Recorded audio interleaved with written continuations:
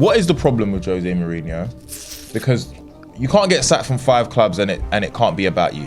We might have been calling Jose Mourinho the GOAT manager, right? We could have honestly made that argument.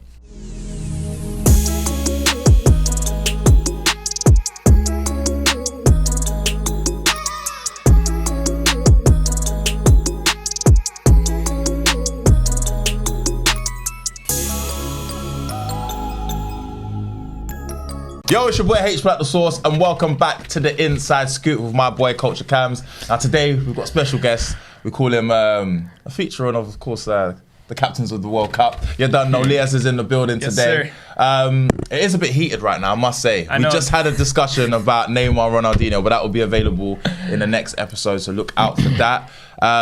But how you been, Lias, man? I've been good, bro. I've been watching the show. I was telling Cam the other day, man, I have to tap in all the time, and this is the show for me when you want to get like nuanced discussion outside of the same agenda stuff. You guys hit the nail on the head, so it's good to be back. Yeah, we was back. Obviously, me and Culture Cams was at Old Trafford on the weekend. If I'm honest though, Cams, I don't know who you are anymore. Sky Sports double Saturday and Sunday. Back to back. The first time was so nice. But yeah, talk to me. How was that for you, man? Bro, it was good, man. Elite weekend, bro. It was fun. Like going Old Trafford as well. I mean, with Sky as well, that was crazy. Obviously, that should come out. I think by the time this episode comes out, it'll be out as well. So, yeah, bro, chilling with Morph, chilling with Specs, Danny Irons, and all seeing Yap Stam. Forget those guys. No disrespect. Let's get I'm building it up. I'm building it up. But then, of course, like seeing the legend Yap Stam, chilling with Ericsson. We saw Ericsson, we saw Garnacho, we saw Rasmus, we saw Højbjerg. Them type of stuff. Yeah, when you're pitch side, obviously we saw the players and stuff. But it's just a nice feeling, you know what I mean? And it's crazy because one of my boys, or somebody I work with, he sent me a video of man at pitchside. I'm like, right. He didn't know, but he just said, "Was that you at pitchside?" I was like, it looks crazy, bro. So that type of stuff is just like sometimes it's a pinch me moment. You know what I'm trying to say? So I can't wait to see how it comes out as well, man. It's fun, man. Shout out to Sky Sports for that. Yeah. But yeah. Moving on, before we get into the episode, make sure you like, comment and subscribe and click that notification bell so you're notified when we upload. And we've got some good news. We will be available on audio very, very shortly, so look out for the announcement on that. So I know you guys that are in the car or in the gym want to listen to the episode because you can't watch it, so we got you guys. But anyway, there's been a discussion that we've been seeing. Actually, to be honest, we've all been discussing it anyway about, midfield players in the Premier League. And one midfield player in the Premier League came back from injury. I think it was maybe even 25 minutes and showcased how great he is.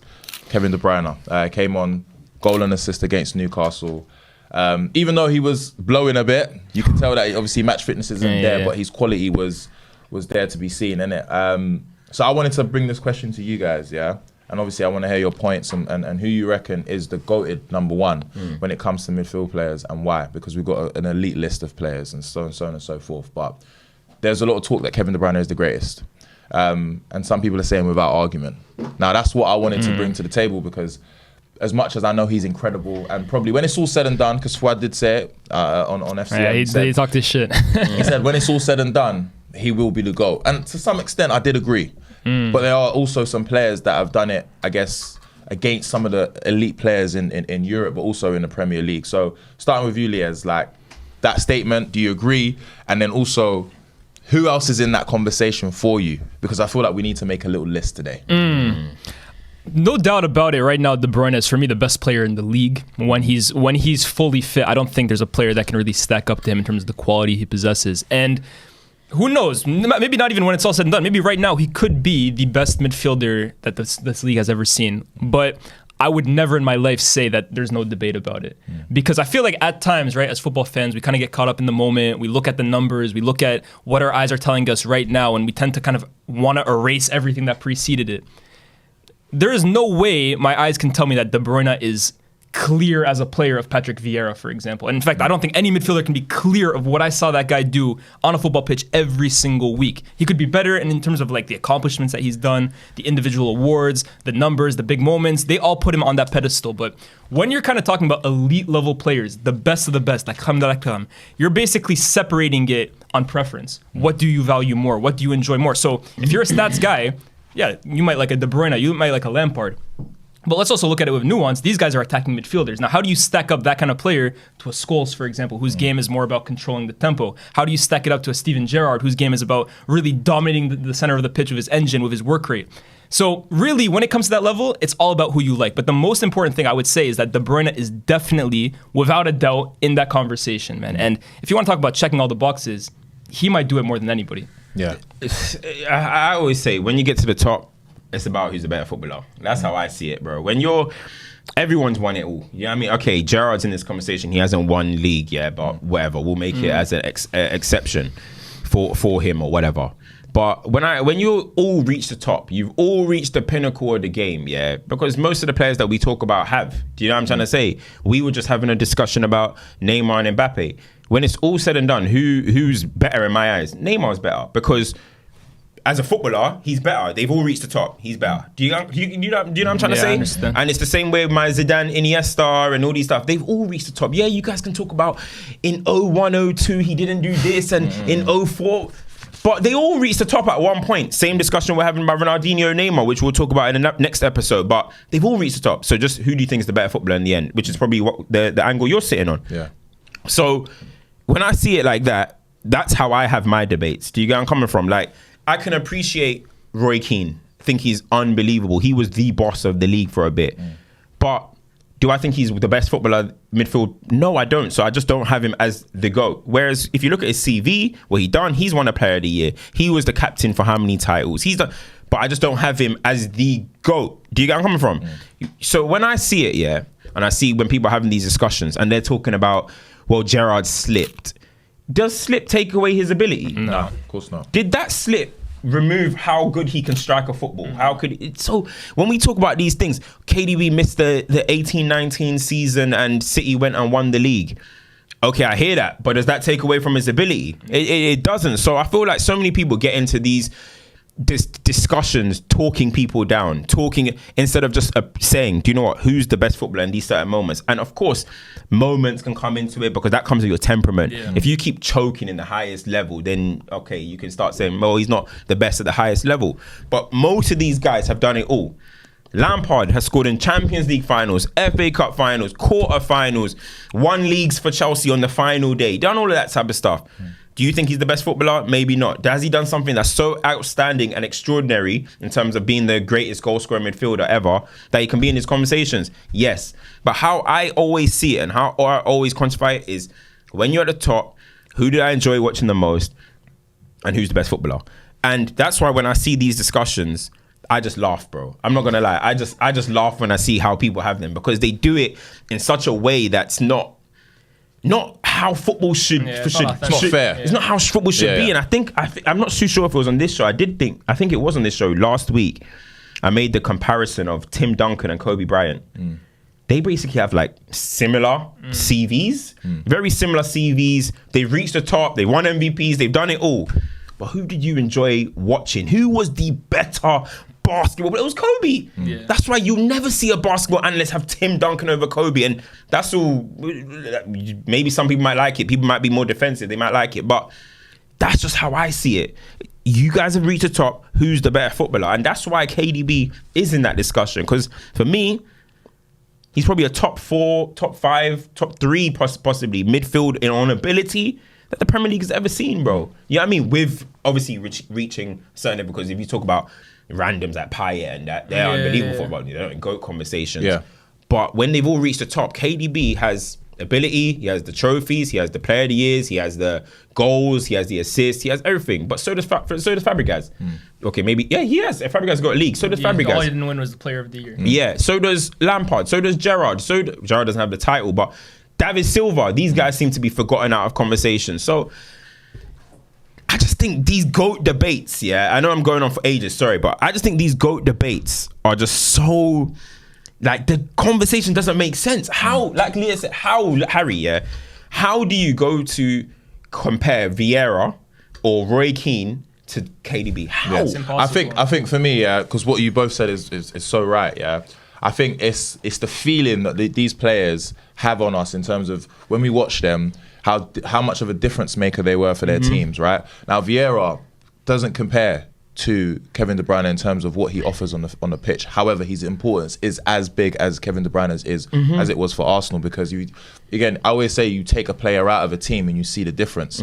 Now, for Man City, I think we've seen it this season anyway. They're still a great team without Kevin De Bruyne. Yeah. But with him, they're an exceptional team. And I think that is what I would judge, not individual, like who's better at passing and all that stuff, because if it's an aesthetics thing, like you said, Payet would be up there. Cesc might go in that sense. Yeah, Cesc is techie. David Silva, Bernardo Silva. These players, when I watch them play, I think, wow, there's something different about them. But it's the importance that they had on that team, and this is why Gerrard will always be in the debate for me, because he's played with players that are not considerably world class or world beaters, but he still dragged that team to make sure that they finished in a European position or they were still able to get domestic trophies. So I think the conversation has to be based on the importance of that player in that team. But don't you think that's dependent on circumstance, on the sides? So but it's for dependent example, on the sides. Currently, we have like when before Declan Rice moved to Arsenal, it was West Ham, and we saw that without Declan Rice in that team,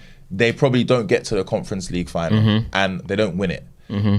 That's based on a circumstance of where West Ham are. But just to quickly counter that, but then you took Declan Rice out of West Ham and they've improved.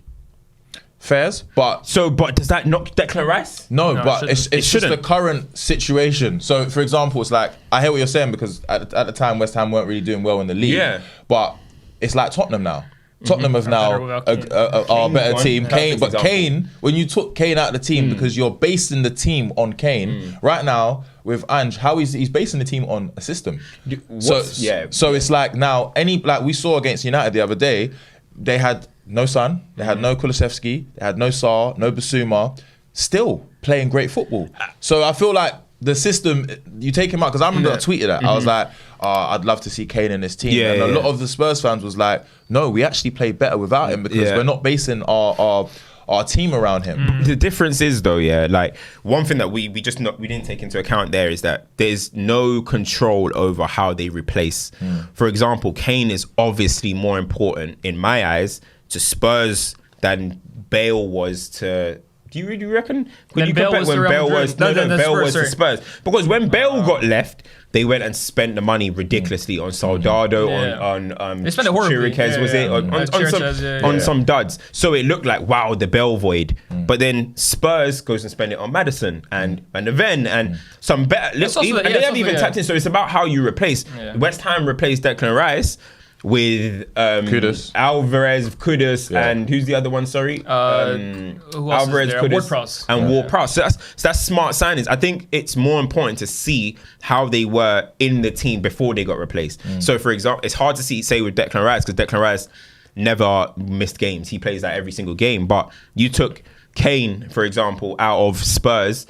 They might not have the greatest run in that particular moment while he's in the team. For example, the best example is Roy Keane. When Roy Keane missed a large amount of games, both seasons we didn't win the league.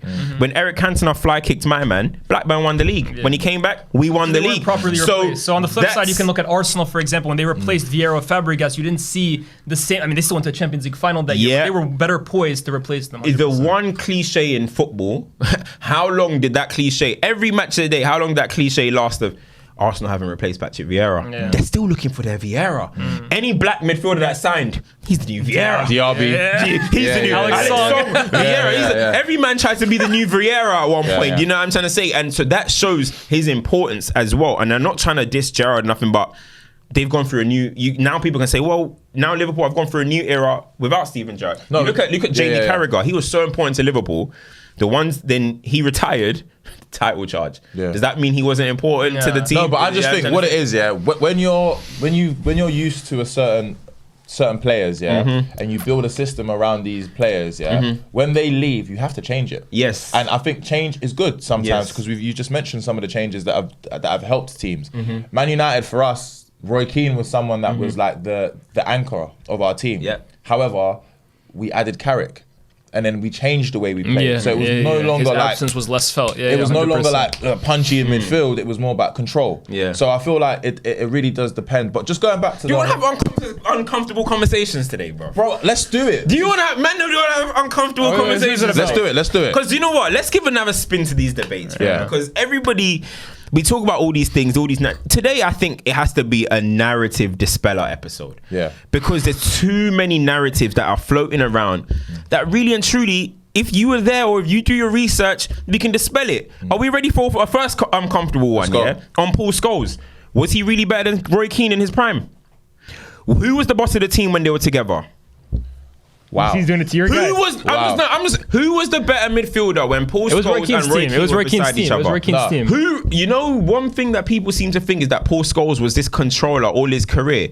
You know, it was Keane running our games, and Scholes was the one doing the Lampard role. And them. Do you know why it's not uncomfortable? That's the first one. If you know and you've watched Manchester United, you know that Paul Scholes started off as an attacking player. Yep. Yeah. And it was literally Steve Bruce, and it was Roy Keane was there to replace Steve Bruce, Brian Robson, all of that. Yeah.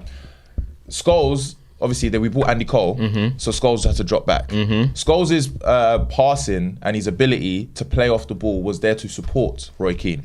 He will tell you himself that Roy Keane was the most important thing, a player in the team. And also, there's a narrative that Roy Keane was just a defensive player. Bro, that's what I was gonna say. You see on Twitter these days, the narrative is now that Roy Keane is some untalented shin kicker, bro, of a bit of leadership. The guy was the most important cog in the most successful team in British history. I'm telling you, so that's not uncomfortable for me, because I understand the narrative that has been pushed about Roy Keane, and he's just a slide tackler and he didn't know how to play football. That guy was the most important midfield player that we had during that era, and not only on the field but off the field.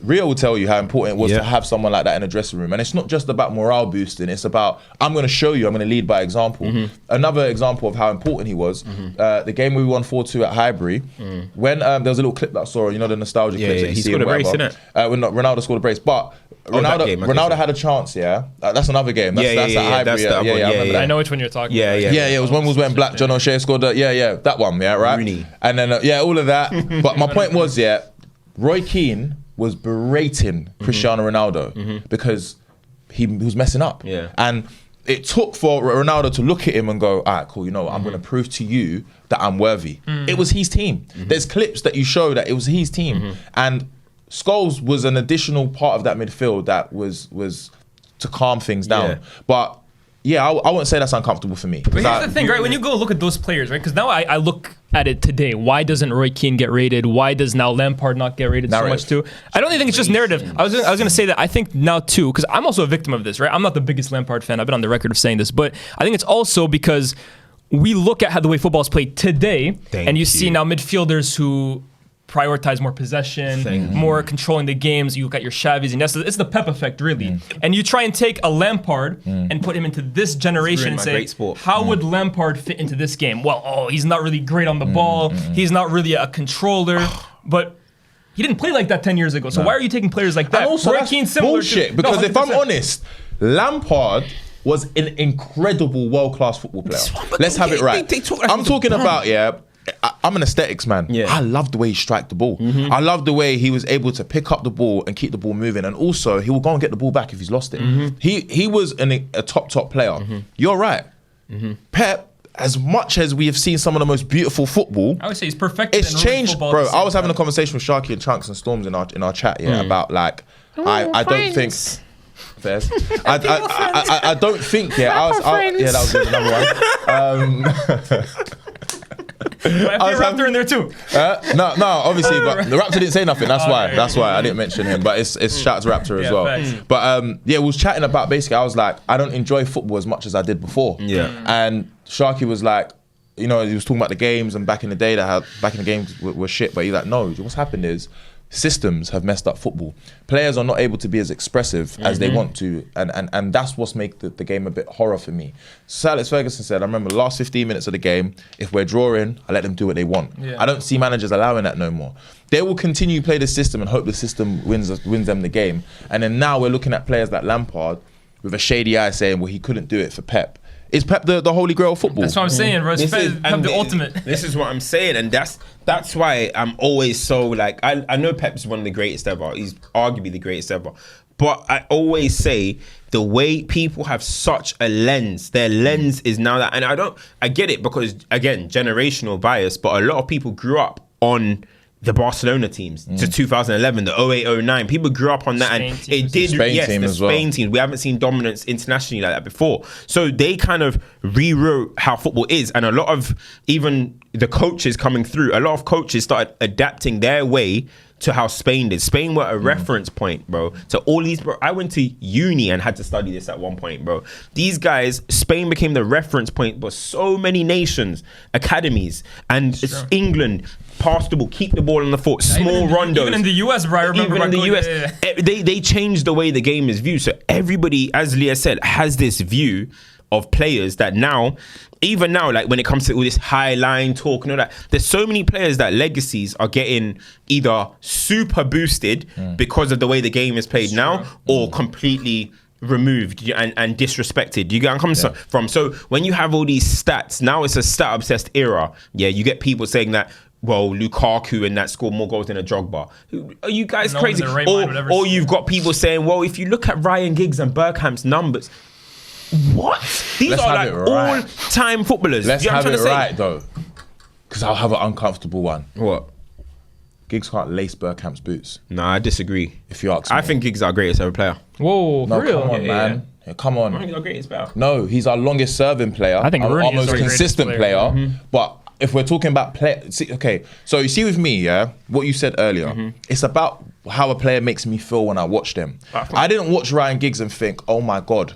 Wow. When I watched Bergkamp, I felt You, to be fair, you absolutely. yeah, like, and I'm a Man United fan. Like, But that lace boots, okay, come on, man. lace boots is crazy, yeah. Maybe you can't lace, like, tie them up, Yeah. but you can lace them. You can't tie them up. Yeah. And the reason why I say that is because you see with Giggs, yeah, like I feel like his best style of play was to beat a player, run past a player, right, and whip the ball into the back of the net, right. Whereas I felt like Bergkamp was the hub of Arsenal's creativity, and for me, that's the type of player that I liked. Innit? The likes of Henry and Ian Wright, Arsenal's highest goal scorers, will say that to you as well. And when you watch him as well, that role, that number 10 role, is a dying role. It's part of the reason it is what we're dead. talking Forget about dying, it is football, dead. how it's changed now. Now we don't need a number 10. But these players were the reasons why we love the game. And- The Ozils, the Fabregases, these players are, bro, like when I speak about Bergkamp, I speak about the past because I feel like that's what's killed football. But the thing is- I was gonna say, for me, I don't think you should be crucified for that, right? Because a lot of people will say, "Well,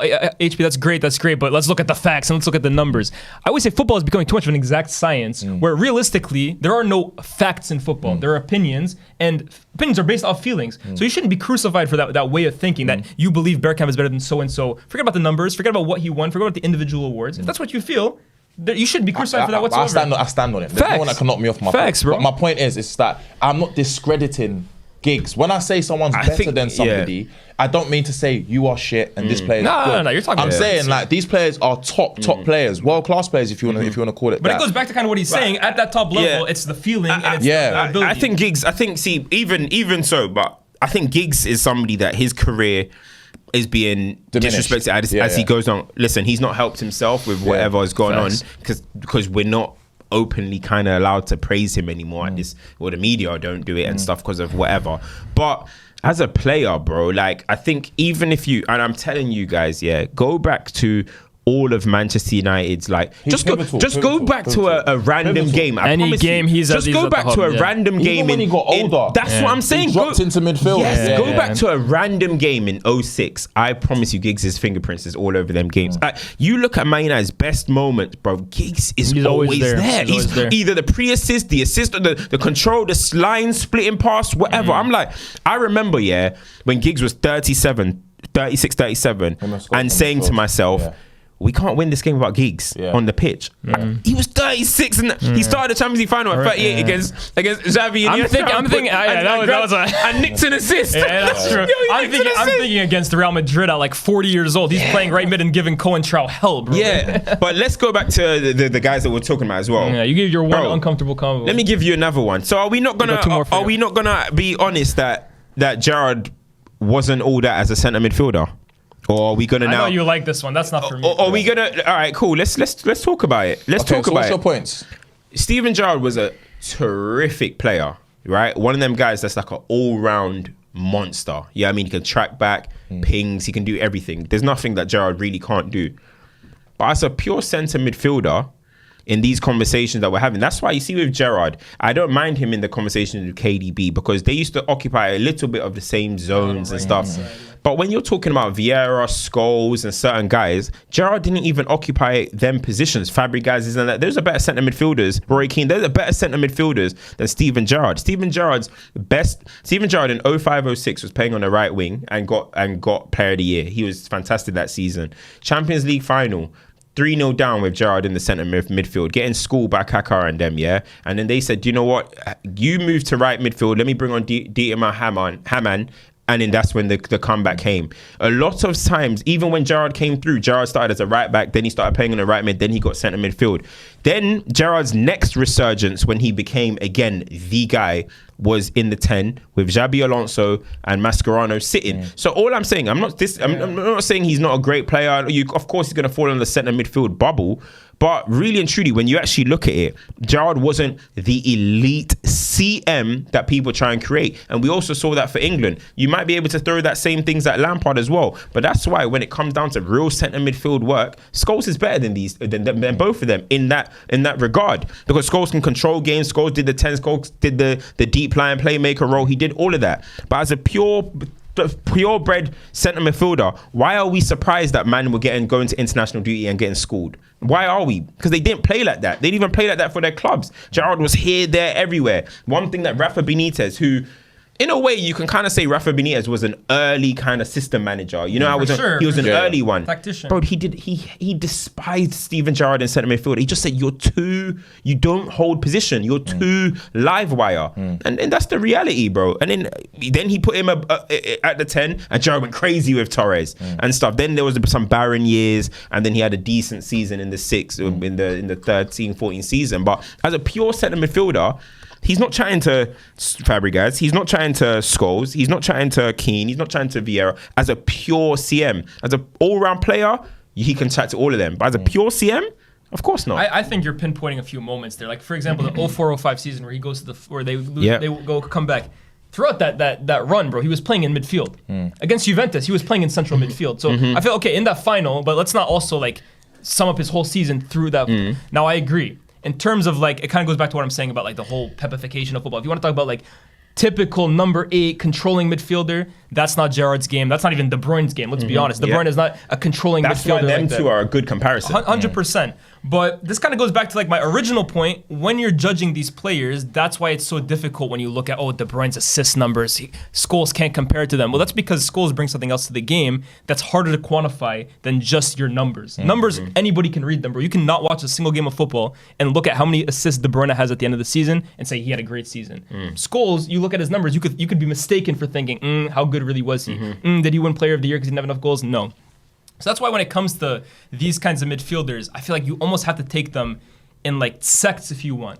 The box-to-box midfielders, the number 10s. Like, you should be comparing De Bruyne realistically to your Dennis Bergkamps, to your Mesut Ozils, to your Kakas, to your pure number 10s attacking midfielders. Because then when you bring them towards a Roy Keane will never touch Kevin De Bruyne's assist tally in his life. He could play for 50 years. Does that mean his influence on a football game wasn't the same as De Bruyne? I agree. I think There's so many narratives that we have to dismiss, though, because look, for me, I've always looked at Steven Gerrard, as an impactful centre midfield player, in terms of it's not really, because there's been times where you see Steven Gerrard, not have the greatest game, but he can turn it around in a second, right? And I feel like for Liverpool, whenever there was a moment where you felt like they needed that, Steven Gerrard would do more than he needed to do. And as a CM, I don't think they've ever had anyone on his level apart from Xavi Alonso. And you can see it. You can see when Xavi Alonso left how upset Steven Gerrard is.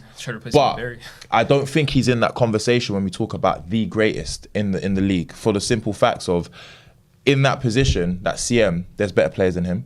Also, I also believe that for him, goal scoring, I don't think he was a goal scoring centre mid like how when he went to 10, he could. I feel like but moments though. I think he's had stages where he's done so much, and sometimes that's isn't that kind of like a victim of kind of that's what I was basically gonna say. So I think the reason why why I'm saying that is because he's done so many positions in midfield.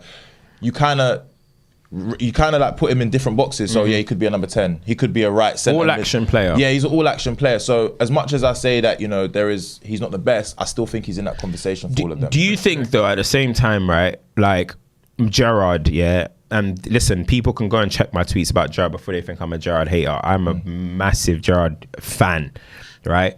But do you think that he benefits a little bit off the hypothetical? Massively. Like Gerrard benefits off the, if he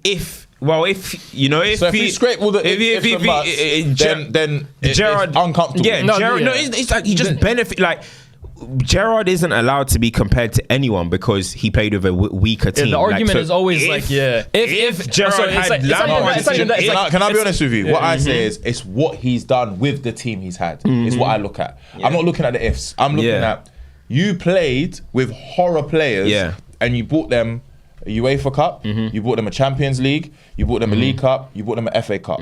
The finals, he was there. But okay, at the same time though, you can never take those moments away from Gerrard, right? Never. So when they won the UEFA Cup and stuff, I would probably say, would you say that was his team? Probably not. But when you look at the moments when Liverpool did have sides that could compete for the title, that could win the league. 08-09. They didn't get over the line, especially in 08-09, for example. Bro, Ronaldo was out for a bit of that season as well. Man United, really and truly, we were just pure solidity made us pretty much win the title. Makeda too at the end, basically. Yeah, exactly. Liverpool drew won us. Yeah, Liverpool drew like 11 games that season, right? And I think they only lost one game that season. Liverpool were unreal that year. And they didn't get over the line. So when people say stuff like, well, if Gerrard had this, if Gerrard had that, but when he did have that, they didn't win. So like there's two sides of it. And listen, this ain't to diminish anything because at the same time, again, so people know we're having balanced discussions. I always say Lampard, I love how Lampard was just a pure thoroughbred goal scorer. He wins games for his team. He has so many big moments, whatever. But as a footballer, of course he's not chatting to Gerrard. Of course he's not chatting to Scholes. As a pure footballer, yeah, we can say he was a world-class footballer, but as a footballer, they're way more talented than him. For sure. And Lampard would probably say that himself. They are way more talented than him. So everyone has their, but nobody wants to have the discussions like this. People just want to this. And for me, it's silly the way these conversations have. You have to have these conversations, right, in generations. And another narrative that has ran for too long is that, which growing up, Scholes was never in these combos, so why is he in them now? Now, these things, and people have used that narrative to basically say that Scholes was never as good as them, so why is he in combo? Do people realize Scholes made his debut in 1995? Damn. He was at the 98 World Cup, I believe, right? Yeah. Scholes is 49 right now. Yeah. Lampard, I think, is 44, and Gerrard is 43 or something. Lampard, so basically, Scholes was 6 years older than them. That's crazy. So his prime, when he was in his prime, they were like literally just coming up. Thank you. So when Scholes was in his like real whatever behind the striker when Varane signed and he's banging in 20 goals and we're going trebles and we're going three-peats. Them man were babies. Lampard was at West Ham. Gerrard was doing right back shifts. So of course, when you get to 05, 06, first of all, Scholes went blind for a year from Sissoko. That hurt me, I cried for 6 years. Yeah, you were blind for? No, every year I cried. Scholes went blind for a little second, right?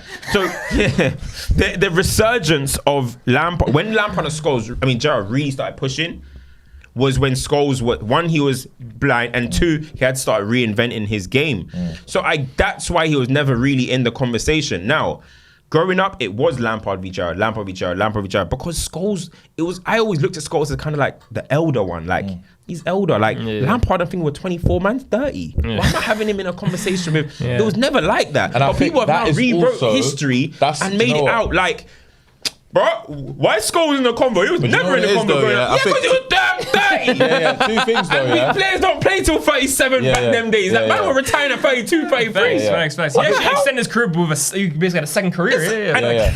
I think it's an honourable mention, yeah, because it just shows that England haven't had centre midfield players like that. And they still don't know how to analyze them, right? Like, again, I go back to the whole, how do you quantify a player's game? It's easy to see 30 goals a season. It's easy to see lung-busting tackles and stuff like that. Paul Scholes is a very difficult player to quantify, especially for people in this country. Scholes is a foreign player. 100%. There's a reason why, and people are going to say, oh, well, everyone gasses him up, everyone makes fake stories. There's a reason why every foreign player, why Pep Guardiola, you ask them, who's the best English midfielder? Paul Scholes.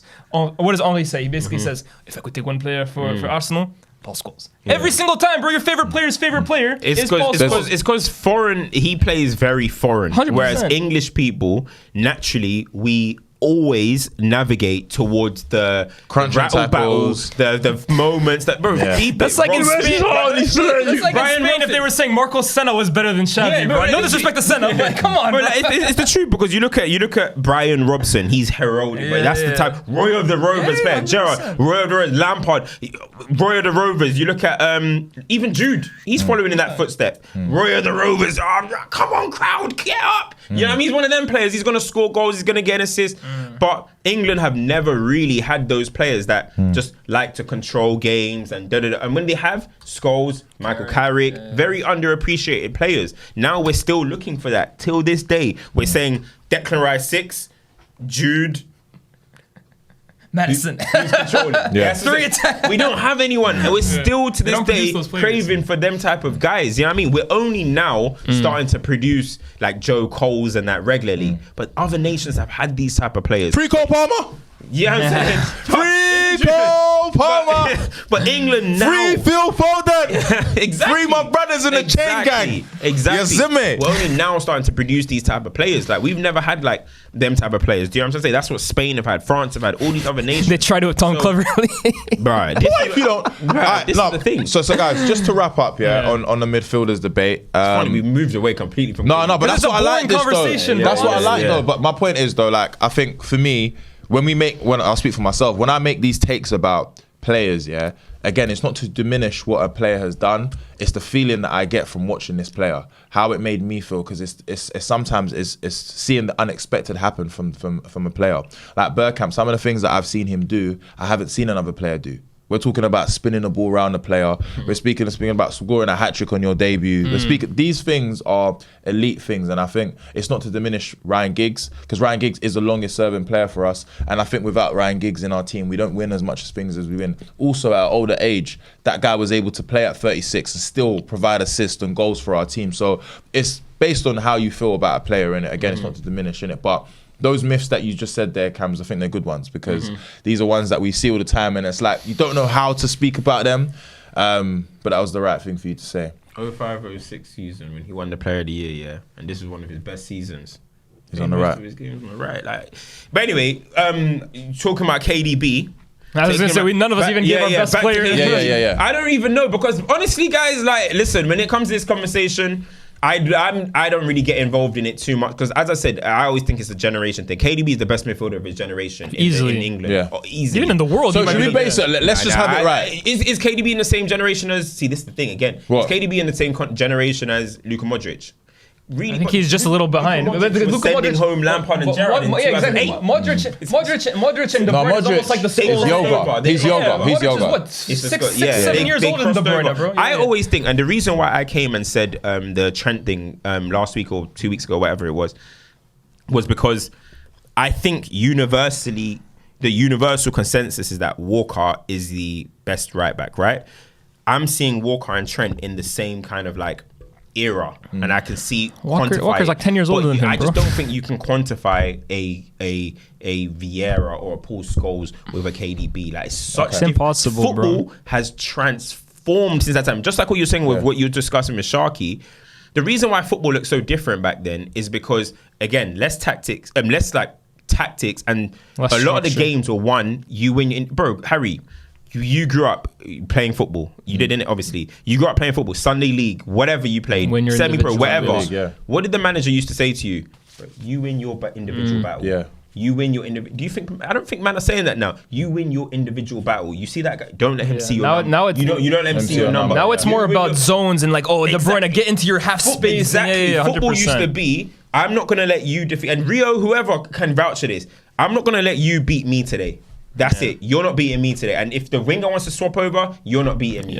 That's how it used to be. But now the game's like system versus kind system. of like you do your thing, chess we match. do our thing. Chess match. Exactly. It's such a different game. So that's why we used to see a lot of individual brilliance. And that's why also when you look back at the centre backs back in the day or whatever, you see a lot of moments where they're getting skinned that you might not see from Van Dijk or Konate getting skinned or whatever. But that's because so many times, maybe Van Dijk and Konate ain't the best example because they deal with a lot of 1v1s. But back then, you get in so many 1v1 situations. Dragged out wide. You get you don't have a goalkeeper sitting behind. I remember playing Sunday League, and if the player that I'm defending against goes to the right wing and I'm playing centre mid, I'm in the right wing as well. Yeah. So it was literally man v man.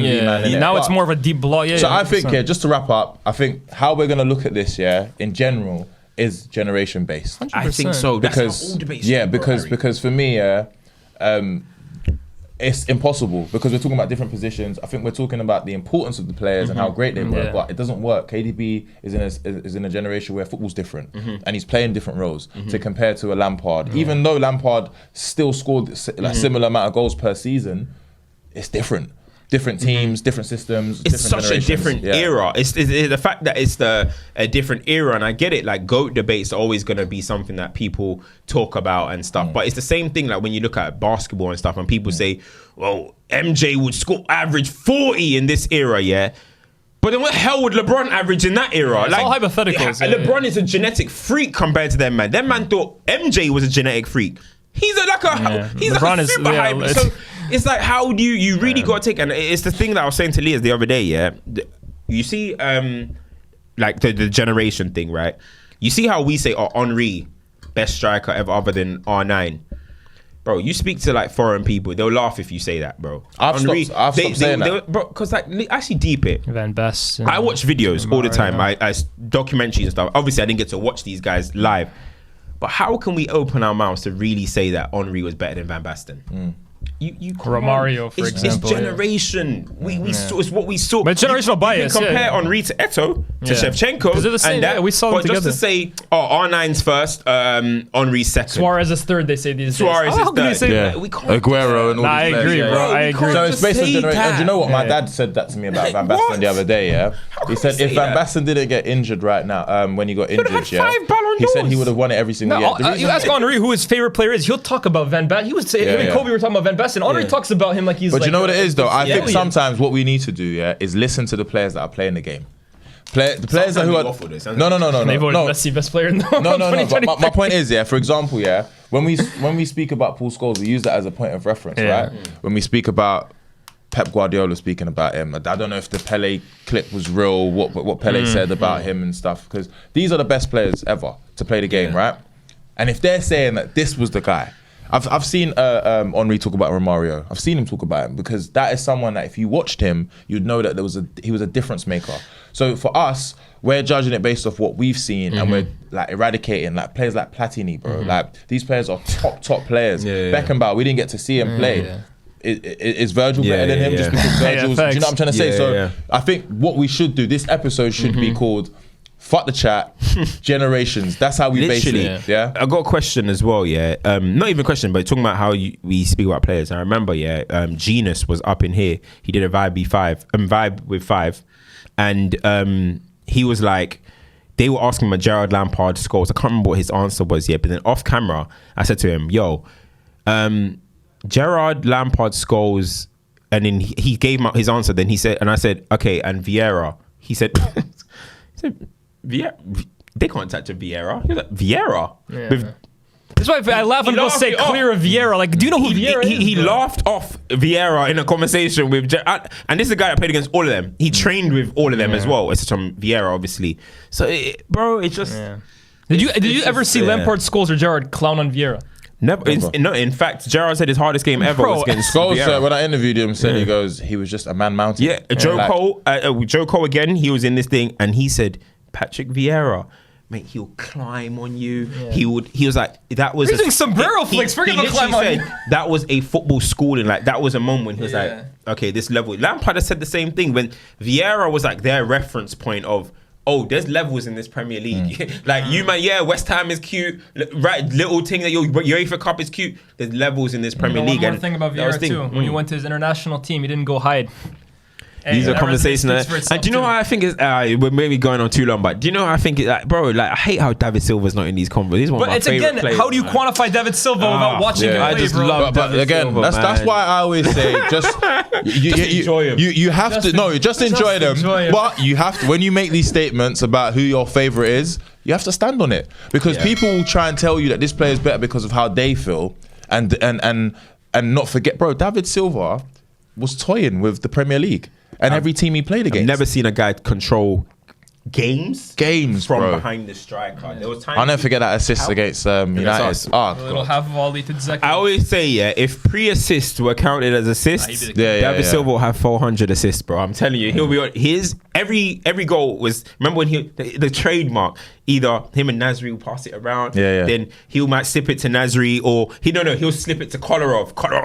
Straight across the bar. I remember his goal against Blackpool. Remember his goal against Blackpool? Where he goes like cut in, cut out, and then far corner. But anyway, ballers, man. But we couldn't come to a decision. But our decision now is just judge these players by generations. Yeah. But before we wrap, Jose Mourinho has been sacked by Roma, another club that he's been sacked by. Yeah. So it goes Tottenham, Manchester United, Chelsea and Roma. He's been sacked by every single team since Porto and Inter. Now look, there's no denying that Jose Mourinho is one of the most impactful managers that we've seen in our generation. Changed the way football was in the Premier League for a small period of time that he was there. I think he stopped Man United's success, and for 2 years Chelsea were the best team in England and arguably Europe without winning the Champions League. But as we mentioned before, football's changed, and I don't think maybe Jose Mourinho has changed, and the way he manages has changed, because it shows in what's happened in every club, the fallouts of players and so on and so forth. What is the problem with Jose Mourinho? Because you can't get sacked from 5 clubs and it can't be about you. It has to be about you to some extent. And obviously we are going to remember what Jose Mourinho has done, but has it been diminished because of what's happened? The fact that he hasn't been able to go and win. He's probably earned the most money from clubs by being sacked. Really. Yeah, it's true. He probably has, because he's been sacked from high profile clubs.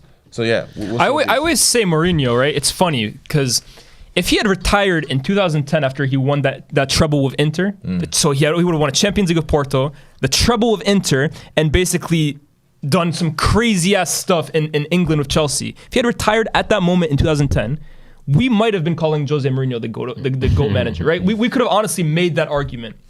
And it's kind of crazy now that like the second decade has spoiled the image of him so much. When you ask what's gone wrong with Jose Mourinho, I think it's a few things. I think at the start, because people will talk about his Real Madrid tenure, and he had a great season at Real Madrid the year they won the league. He broke. I think to this day they broke. Was one of the best teams ever. One of the best teams ever. They were very unlucky not to win the Champions League. What's that? Ozil, Kaká, Di Maria, Benzema, Higuain, Ronaldo. They scored the most goals I think in La Liga history. They broke 100 points, and they were within a penalty of going to the final against Chelsea. Let's be honest, they probably beat Kaká, Ronaldo. But I think when you look at that Real Madrid tenure in general, and it's kind of the story of Mourinho's second decade, because you have to separate Mourinho's career into 2 decades. The way he fell out, and the way he fell out with certain players and legends, and kind of spoiled his image there. Let's be honest. Okay, bar that one season, a lot of Real Madrid fans look at that tenure as what could have been, and the manner in which he left, very poisonous. You look at the Chelsea one as well. Again, decent first season, pretty unlucky not to win anything. Second season wins the league. The third season, it's like the poison, toxic environment that he leaves behind. United's the same. So he has a habit now, and it's tradition almost that third season, it all goes up in flames. So I think his ability to communicate and manage with players was such a big strength for him at first. The way he could talk to a Cambiasso or Stankovic and motivate them through almost like tough love doesn't work with the modern day athlete, and I don't think he adapted to that. But at the same time too, the way the game has kind of gone, when we talk about the pepification of football, that's the antithesis of what Jose Mourinho is as a manager. This now fluid football, tactics, not tactics, because I'm not trying to say he's not a tactical manager, but in terms of zonal football, possession-based football, that's everything that he stands against. And I don't think he adapted well enough, whether it's through his own stubbornness or just simply, look guys, football evolves and leaves everyone behind. Only the all-time greats like Sir Alex Pep, and you could even say Ancelotti now, have truly managed to really go through 2-3 eras and exist and still stay at the top. So it shouldn't be a bad thing that Mourinho has kind of fallen off, because he's been in the game for 20 years. Yeah. Bro. How many managers ever have been top for 20 years? Yeah, and even then, Ancelotti went through a 10-year period where he was struggling. Ancelotti, PSG, wasn't he the first one to get that streak broken? I think it was No. Was it Montpellier? No, Montpellier won on him. He came, first of all, they hadn't won a league before. Yeah. He came halfway through that season. Okay. The next year he won the league. Yeah. But I mean, it's still on his head that Montpellier. It's the same thing as Lille winning on Poch. He has to hold that too. Yeah, you know what I'm trying to say? And then Bayern, they got rid of him after 1 year. They hated his training Napoli methods, everything. Napoli, Everton, and then he went to Real Madrid. Do you know what it is? Yeah, this is my favorite. Maybe not my favorite quote, because Jose has so many, but this is one of them. There are lots of poets in football. The poets didn't win many trophies, and I fully agree with that statement. I think serial winners are now being phased out of the game, because the serial winners are the experienced men.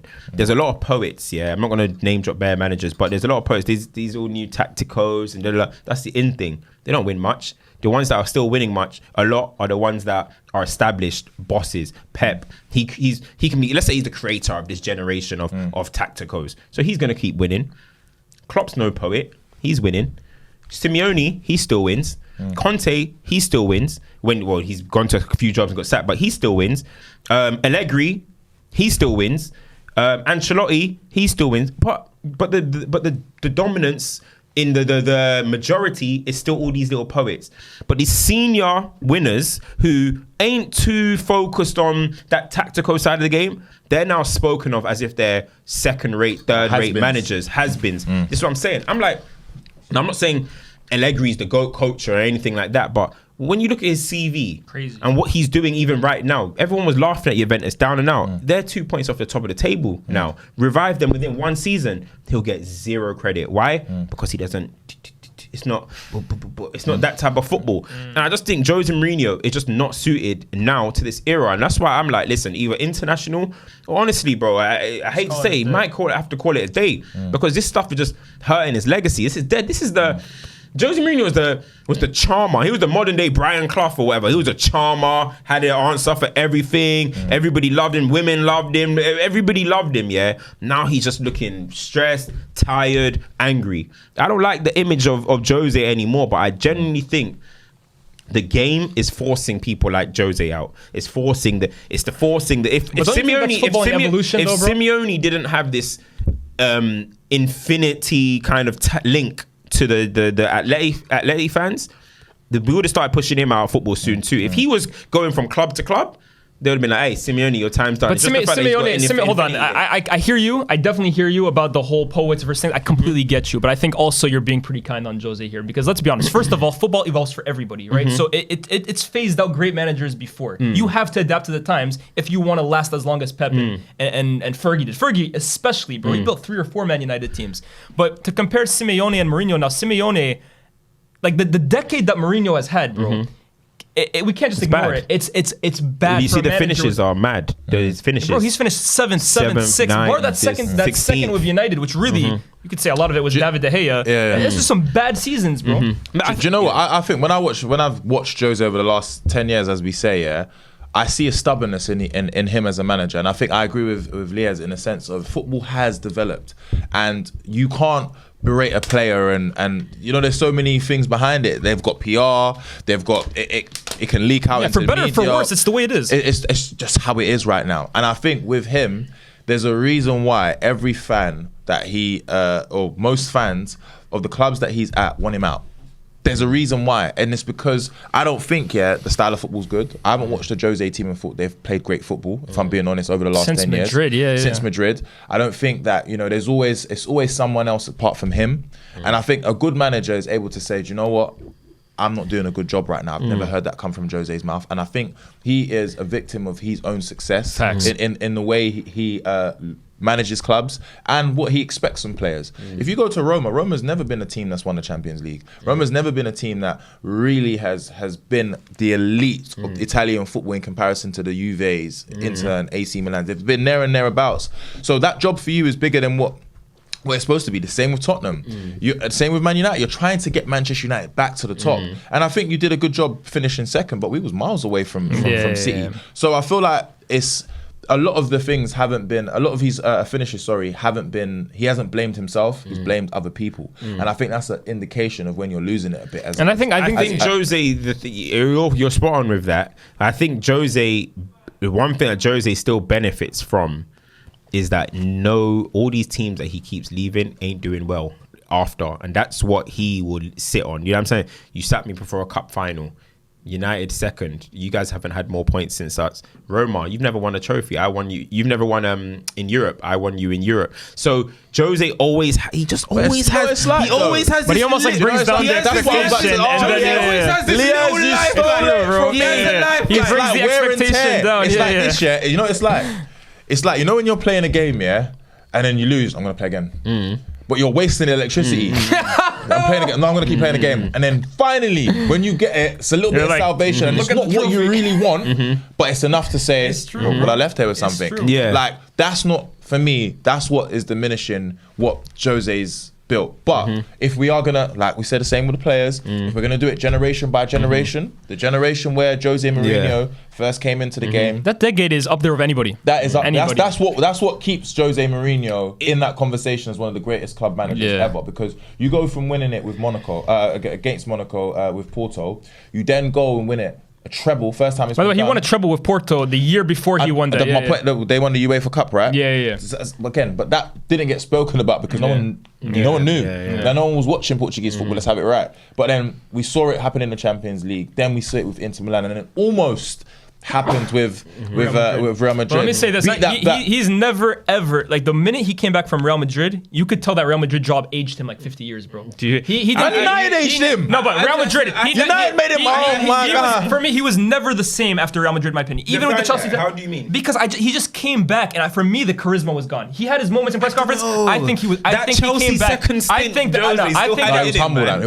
He came back. I'm the normal guy. I think Real Madrid scorned him. I think that job made him bitter. Do you know why though? I think the reason why it was so bitter was because he wanted to beat Pep's team and he wanted to dominate Spanish football, and he got phased out by Pep's football. It got to a stage, where it was clear to see that Barcelona were a better team. But Pep left before him, though. But even that last season, bro, was probably the worst season out of the three, bro. I think Jose has. I think Jose's always been the villain, right? He's always been the villain. But he's also been adored and loved. Younger every time. Spain is the only country where I think he was universally hated. I think in Italy he had love. You know what I mean? He had a section of love. Even I think in England he was obviously loved. The media loved to poke at him, but the media, we actually loved this country. Spain, after what he was doing with the national team and breaking them up and causing issues with Real Madrid and Barcelona, I just think he was universally. So Jose has always been backs against the wall type of guy, but I think in Spain it became so much. That's why when he came to England, you know what PK said? PK, when we did an interview with PK, he said that. Obviously, I asked, I was like, how was you guys so able to win all these trophies, like the Euros and the World Cup, when Real Madrid and Barcelona hate each other? And he goes, at first it was fine because we had a respect, and when it came down to the national team, we'll make it work. But he goes, Mourinho made it worse. I love Jose. Mourinho, man, he's a necessary evil for football. Jose's the guy. Jose is my favorite, the favorite person in football, period, player or manager. But his whole thing, kind of like what PK is saying, he makes it an us against the world situation, bro. Backs against the wall, siege mentality. But then when your warriors, when your guys you're going to battle with are starting to turn on you and you're turning on them, it's destined to fail. And that's why every single time, he doesn't have quiet exits. Mourinho has never left a job quietly, except for Inter. And Roma, we didn't hear nothing. Roma, bro, his last 2 games, he's been red carded. Yeah, but still, he's what he's doing. Yeah. When Jose's done, he's done. They got rid of me. He even threw a last-minute jab at Chris Smalling.